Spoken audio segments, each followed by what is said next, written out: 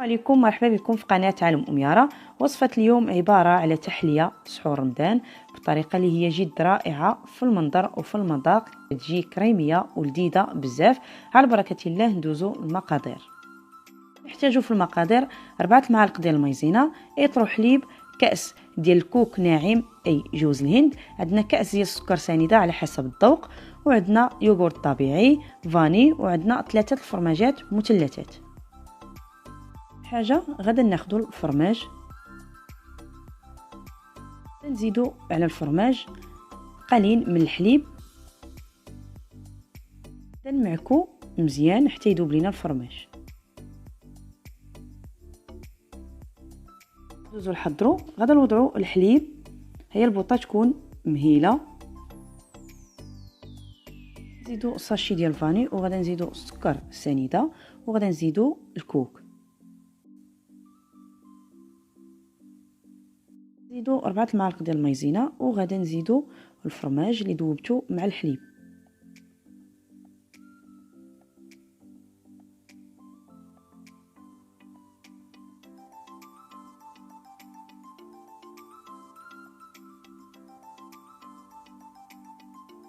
نزيدو دانون طبيعي،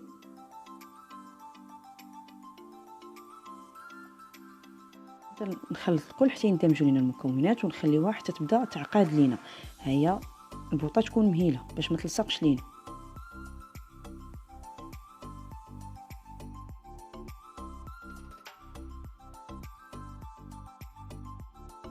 ما وجد لينا الخليط ديالنا، حصلنا على خليط كيكون عاقد اي كثيف بعض الشيء. دابا غادي نبقى نخلط واحد شويه باش كتعرفوا بانه وجد لكم، كيبدا يدير واحد الفقاعات كما كتشوفوا. بعد ما وجد لينا الخليط ديالنا، انا غادي نطربو شويه، وغادي ناخذ مول يكون مستطيل، وضعت فيه الماء غير قليل فقط باش يسهل علينا ملي كنبغيو نقلبوه. نوضعو نصف خليط في المول، ناخذوا البسكوي وغادي نوضعوه وسط من الخليط، اي نوع من البسكوي عندكم.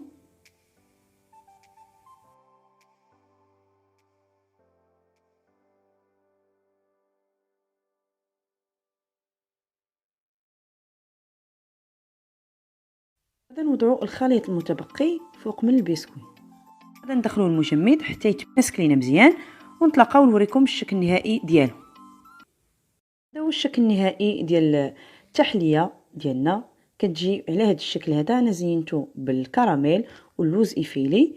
كنتمنى ينال الاعجاب ديالكم وتجربوها، راه فعلا كتجي رائعه وسهله في التحضير، وكتجي بنينه بزاف وكتجي كريميه.